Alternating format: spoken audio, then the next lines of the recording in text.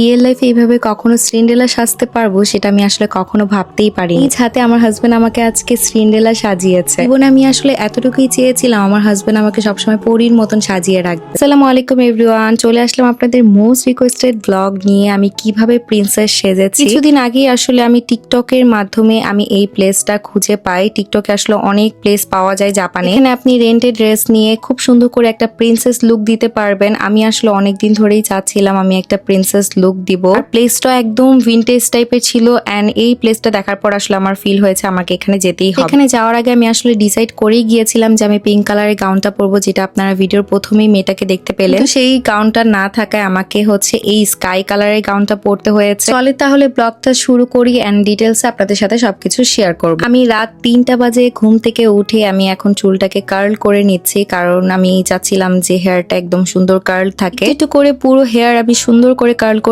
নিয়েছি। এরপর ভালো মতন আমি স্প্রে করে দিয়েছিলাম যেন কার্লগুলো একদম খুলে খুলে না যায়। হেয়ারে যে স্প্রেটা ইউজ করি এটা অনেক বেশি হার্ড, এটা একদমই খুলবে না। আর আমি ভেবেছি যে খোপা করে রেখে দিব তাহলে কিছু হবে না। তবে কার্ল করে রেখে দিয়েছিলাম বলে আসলে কার্লটা অনেকক্ষণ ধরে আমার চুলে স্টে করেছে। 4:30টার মধ্যে আমরা বাসা থেকে রওনা হয়ে গিয়েছিলাম। আমি, ইলাপু আর হচ্ছে ইলাপুর দেবর, আমরা 5 জন মিলে হচ্ছে সেই জায়গায় যাচ্ছি। আমরা এক গাড়ি দিয়েই চলে যাচ্ছিলাম আর আমাদের যেতে প্রায় 3 ঘন্টার মতন সময় লেগেছিল। সেখানে যেতে যেতে দেখলাম এখানে অনেক বড় একটা অ্যাক্সিডেন্ট হয় আর পুরো গাড়িটা একদম উল্টে গিয়েছে। এটা দেখে আসলে খুব ভয় লাগছিল আর পুরো গাড়িটা একদম ভেঙে শেষ হয়ে গিয়েছে। আমরা আজকে যেই প্লেসটাতে যাচ্ছি সেটা হচ্ছে কাওয়াগুচিকো মিউজিক ফরেস্ট মিউজিয়াম। সেদিন সবার অফ ডে ছিল আর সবার অফ ডে থাকাতে আসলে আমরা টাইম মিলিয়ে সেখানে যেতে পারছি। আমি তো ভেবেই নিয়েছিলাম যে আমি আসলে পিঙ্ক কালারের ড্রেস পরবো, এই জন্য আমি পিঙ্ক কালারের মেকআপও করি। আমাদের আজকের লোকেশনে আমরা যখন কাছাকাছি পৌঁছে যাই তার কিছুক্ষণ আগে আসলে আমি আমার এই মেকআপ লুকটা গাড়িতে বসে কমপ্লিট করে ফেলি। আজকের ওয়েদারটা তো অনেক বেশি সুন্দর ছিল কিন্তু বাহিরে প্রচন্ড পরিমাণে গরম। আপনাদের এই গরমের কথা আসলে বলে বোঝাতে পারবো না, একদম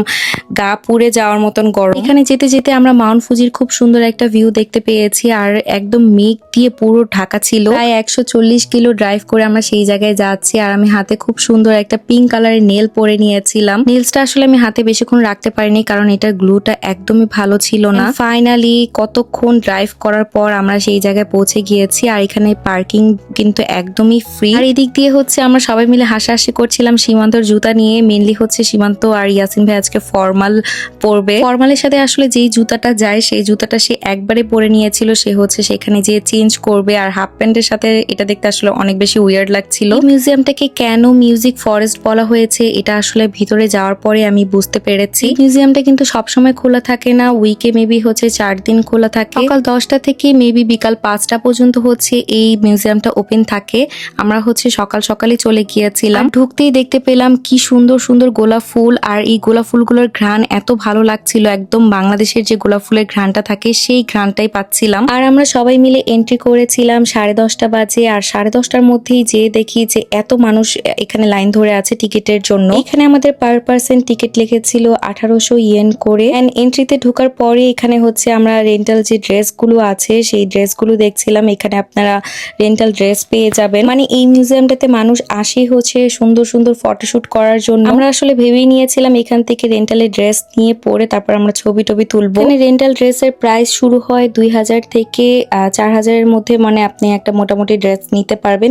এখানে আমি যে ড্রেসগুলো দেখাচ্ছি এগুলো হচ্ছে বেবিদের ড্রেস। 2000 থেকে 4000 টাকার মধ্যে যে ড্রেসগুলো আমি দেখছিলাম সেগুলো আমাদের একটাও পছন্দ হচ্ছিল না আমার আর ইলাপু। এখানে আমরা আসলে আমাদের নিজেদের পছন্দ মতন যে কোনো ড্রেসই নিতে পারবো। আমি এসে আসলে যে পিঙ্ক কালার ড্রেসটা খুঁজতেছিলাম সেই ড্রেসটা আসলে একটা মেয়ে নিয়ে অলরেডি পরে ভিডিও করা শুরু করে দিয়েছে। আর এখানে পার ড্রেসের টাইম থাকে হচ্ছে 90 মিনিট, মানে আপনি 90 মিনিট একটা ড্রেস পরে থাকতে পারবেন। 90 মিনিট টাইম ওভার হওয়ার পর আপনাকে আবার সেই ড্রেসটা রিটার্ন করে দিতে হবে। আমার আর ইলাপুর আসলে যে ড্রেস পছন্দ হচ্ছে সেটার প্রাইস আবার অনেক বেশি, মানে 10,000 ইয়েন রেন্টাল ড্রেস। সীমান্ত বলছিল আগে যদি জানতাম তাহলে 10,000 টাকা দিয়ে তো তোমাকে আমি অন্য জায়গা থেকে একটা ড্রেসই কিনে দিতে পারতাম। এখন আমি যেই সাইডে ড্রেসগুলো দেখছি আসলে এগুলো সবগুলি 10,000 ইয়েন করে। সব সুন্দর ড্রেসগুলো অলরেডি সকালবেলা নিয়ে মানুষ পরা শুরু করে দিয়েছে আর আমাদের একদম বাঁচা কোচা যেগুলো ছিল সেগুলোই হচ্ছে পড়তে হয়েছে। যাই হোক, এর মধ্যে থেকে ইলাপু হচ্ছে পার্পল কালারটা চুজ করেছে আর আমি হচ্ছে এই স্কাই কালারটা চুজ করেছি। তাদের থেকে আমি এখানে ক্রাউন এন্ড নেকলেসও হচ্ছে রেন্টে নিয়েছিলাম, মাত্র 500 ইয়েন করে হচ্ছে পড়েছে, মানে ক্রাউনের রেন্ট ছিল হচ্ছে 500 ইয়েন আর নেকলেসের হচ্ছে 500 ইয়েন, মানে টোটাল আমার হচ্ছে 11,000 ইয়েন খরচ পড়েছে। সবকিছু নেওয়ার পর এই তো আমরা এখন চেঞ্জ করতে যাব।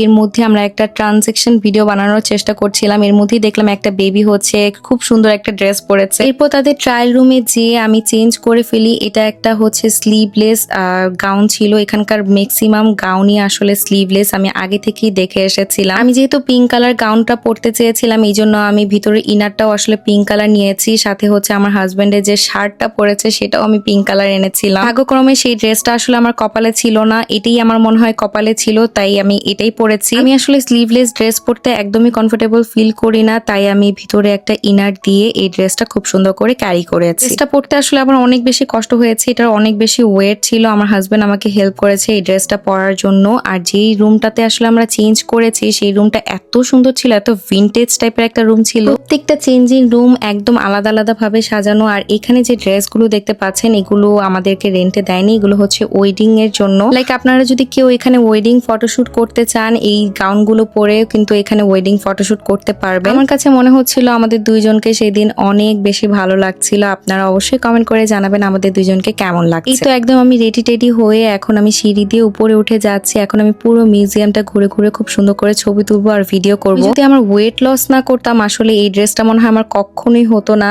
একদম দেখেন কি সুন্দর পারফেক্টলি এই ড্রেসটা আমার বডিতে ফিট হয়েছে। আলহামদুলিল্লাহ এই মানুষটাই আসলে আমার জীবনে প্রত্যেকটা শখ এভাবে পূরণ করছে। আমার প্রিন্সেস সাজার এই শখটাও সে পূরণ করে ফেলেছে। আমাদের সুন্দর সুন্দর ছবি আর ভিডিও তোলার জন্য কিন্তু আমি একটা স্ট্যান্ড ক্যারি করেছিলাম যেন আমি কাউকে বিরক্ত না করি। এটা ছিল মিউজিয়ামের ভিতরের দিকে, এটা দেখতে এত সুন্দর লাগছিল। আমি আজকে নর্মালি একটা প্রিন্সেস সাজতে চেয়েছিলাম কিন্তু প্রিন্সেস সাজতে এসে যে আমি এখানে সিন্ড্রেলা সেজে যাব এটা আসলে আমি ভাবিনি। সিঁড়ি দিয়ে উঠে আমি পুরো মিউজিয়ামটা ঘুরে ঘুরে দেখছিলাম, এত সুন্দর ছিল পুরো মিউজিয়ামটা। এখানে ছবি তোলার জন্য প্রত্যেকটা কর্নার এত পারফেক্ট ছিল আর মানুষও তেমন একটা ছিল না। मेरा रात चलेगा।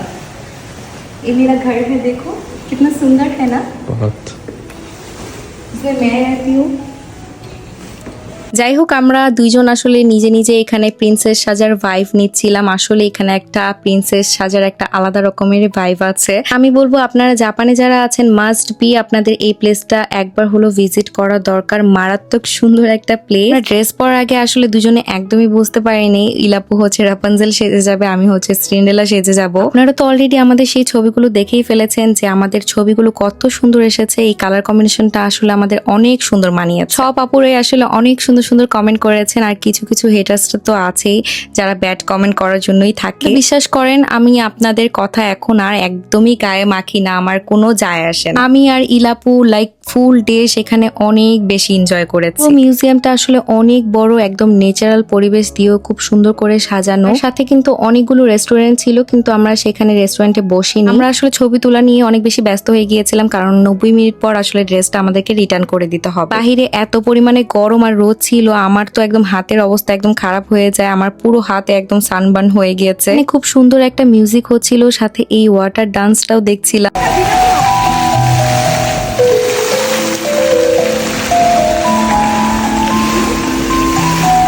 ভাই আমার একটা সময়ের জন্য মনে হয়েছে আমি এই স্বপ্নের জগতে এসে একদম হারিয়ে গিয়েছি, লাইক আমি এখানকার হচ্ছে প্রিন্সেস। প্রত্যেকটা কর্নার আসলে এত কিভাবে সুন্দর হয় আমি জানি না। মনে আসলে অনেক ধরনের কন্ট্রোভার্সির শিকার হয়েছে, আমি আমার লাইফে আর কোনো ধরনের কন্ট্রোভার্সি চাই না। আমি আমার লাইফটাকে এখন স্মুথলি লিড করতে চাই, সাথে আমার জীবনের ছোট ছোট সুন্দর মুহূর্তগুলো আপনাদের সাথে শেয়ার করতে চাই। ভাই এই জায়গাটার মধ্যে বসার পর মনে হয়েছে একদম ফেরি টেলের ভিতরে আমি ঢুকে গিয়েছি। আর এখানে তো আমি একদমই প্রিন্সেস টাইপের লুক দেওয়া শুরু করে দেই। আর আমার এই মানুষটা সে আমার কোনো শখ অপূর্ণ রাখে না। আলহামদুলিল্লাহ আমরা অনেক ভালো আছি। গরমের মধ্যে আসলে ছবি ভিডিও তুলে আমি আর সীমান্ত একদম হরান হয়ে যায়। আর আমার ড্রেসটা কি হেভি ছিল। এই সুন্দর চেয়ারটাতে বসে বসে আমি আর সীমান্ত অনেকক্ষণ ধরে গল্প করেছি আর সে আমাকে বলছিল তোমার দিক থেকে তো আজকে চোখ সরানোই যাচ্ছে না। একটা সুন্দর কথা সে বলে, আমি রিয়েল লাইফে একদম একটা প্রিন্সেস পেয়ে গিয়েছি। আমরা আসলে দুইজনেই ডিসাইড করে গিয়েছিলাম যে আমরা পিঙ্ক কালারের ড্রেস পরবো দুইজনে, কিন্তু আসলে ড্রেস দুইটা তো আসলে থাকতে হবে।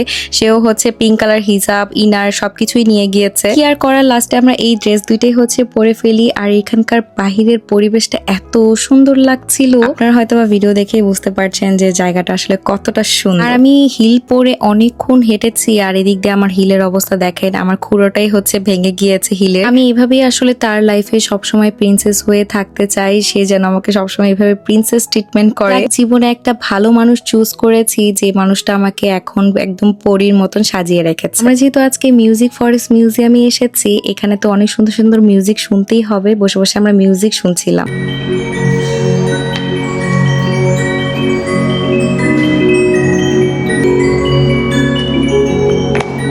আজকের ব্লগটা এখানে শেষ করছি। সবাই ভালো থাকবেন, সুস্থ থাকবেন। আল্লাহ হাফিজ। দেখা হচ্ছে নেক্সট কোনো ব্লগে। যারা হচ্ছে ইউটিউব থেকে আমার ব্লগটা দেখছেন, অবশ্যই আমার চ্যানেলে একটা সাবস্ক্রাইব করে যাবেন। যারা ফেসবুক থেকে দেখছেন, অবশ্যই আমার পেজে একটা লাইক এন্ড ফলো দিয়ে যাবেন। সবাইকে আল্লাহ হাফিজ। দেখা হচ্ছে নেক্সট কোনো ব্লগে।